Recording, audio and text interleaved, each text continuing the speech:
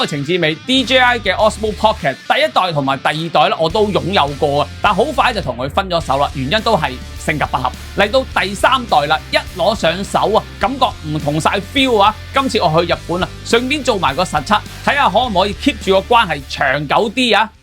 ！Let's go！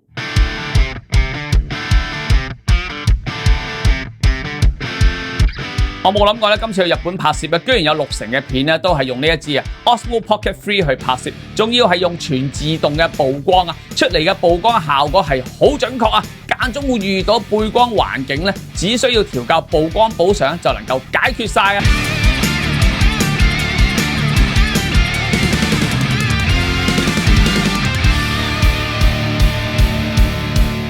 ！DJI Osmo Pocket 3最正係用咗1寸嘅 sensor， 比上一代1over 1.7寸咧當然大啦 ，sensor 大啲，畫質都靚啲，吸光量多啲，喺唔夠光嘅環境拍攝啊，效果都會好啲㗎。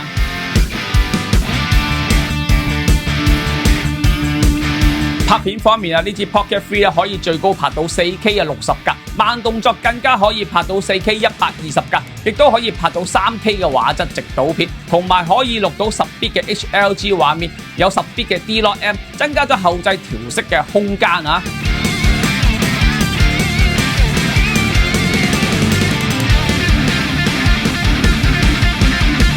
好記得之前嗰兩代個 mon 啦，都真係細得有啲誇張，而今代係用咗2寸大嘅 mon 都真係冇得頂噶啦，又夠光猛，睇得清楚好多，仲要係將個 mon 向橫一推咧就可以開到機嘅，單手就搞掂啊！如果將個 mon 咧擰翻直咧，可以拍到直導片添啊！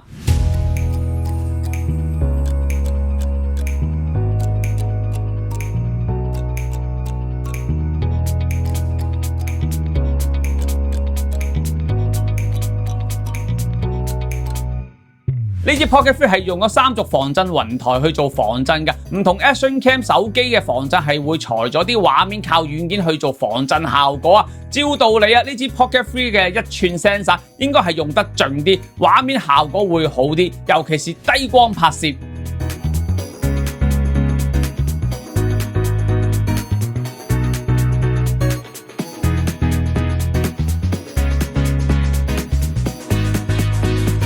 現今拍貨最緊要有美肌同埋美顏功能啊，可以增加觀眾對節目主持人嘅幻想空間啊。而呢一支 Pocket 3啊，當然有齊呢啲功能啦。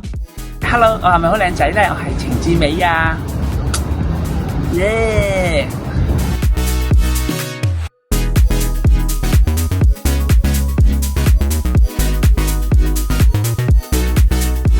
今代嘅 Pocket 3其中一個最勁嘅拍攝功能就係智能跟隨功能 6.0 啊！呢個功能咧係有3個模式選擇：一、基礎跟隨，只要喺個 mon 度按2下想追蹤嘅目標，就會立刻跟隨；二、主角跟隨，開啟呢個功能咧，按錄影掣啊就會自動跟隨在畫面中心嘅位置嘅被攝者啊；三、預構圖功能啊，開啟呢個功能模式咧，畫面係會出現9個追蹤點俾我哋去選擇，構圖嘅時候就更加方便啦。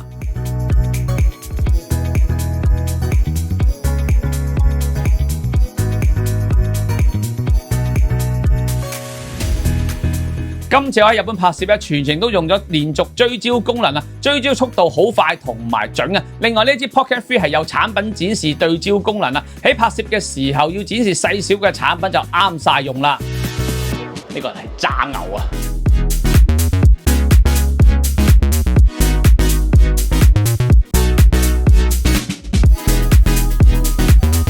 呢支 DJI Osmo Pocket 3嘅鏡頭係20mm 2光圈嘅，畫面係好歪嘅，一般拍 vlog 都夠用啊。個人喺個畫面度係唔會太大嘅。如果想見多啲背景，可以用埋個15mm wide 度啊。不過就要留意啦，畫面係會有啲變形嘅。另外啊，拍 4K 有2倍嘅數碼變焦功能啊，當需要拍攝遠景就啱晒用啦。雖然唔係鬆得好遠，但都叫做有得用啊。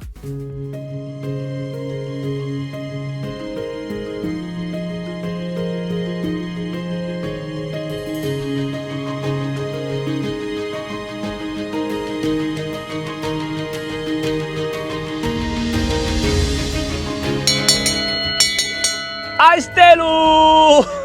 收音方面今次呢部 Osmo Pocket 3內置嘅咪係有立體聲同埋單聲道嘅選擇，可以選擇前方、全向同埋前後雙向收音模式。最正係跟咗呢個無線咪仲要係32bit Full有內錄功能嘅咪拍攝嘅時候，如果聲音突然過大都唔會錄到爆咪如果拍攝時需要收2個人嘅聲都可以加多一隻無線咪，不過要另外付鈔去買啦。喺呢個 Wing Bowl 拉度望住呢個3方5壺再加埋呢一罐熱熱嘅粟米湯，哇！呢啲就係男人嘅浪漫啦，個味道幾似金寶湯喎。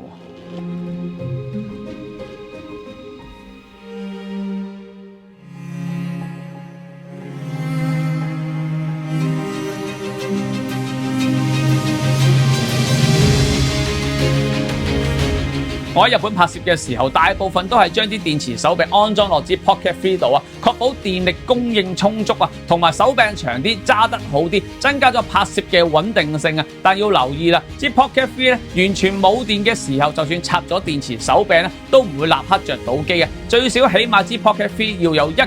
嘅電量先可以靠電池手柄嘅電力啟動另外當關機嘅時候支電池手柄係會幫 Pocket 3充電充電嘅速度都好快㗎。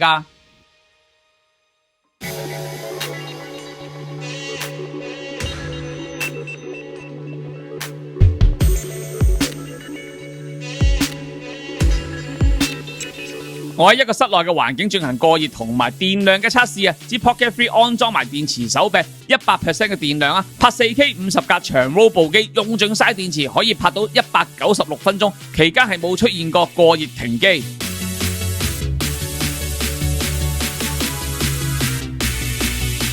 總結翻呢支 DJI Osmo Pocket 3，我覺得用嚟拍貨都真係超好用雖然今代係大支咗少少反而覺得比起上2代拍攝嘅時候揸得更加實在，增加咗穩定性同埋低光拍攝效果都真係好好不過有少少失望就係個雲台嘅轉向都係少唯有用技術去搭救另外支 Pocket 3內置收音選擇前後範圍收音如果可以將前後咪分開2條聲軌錄製就會更加好可以一方面後製調校，希望將來 firmware 更新可以改善到啦。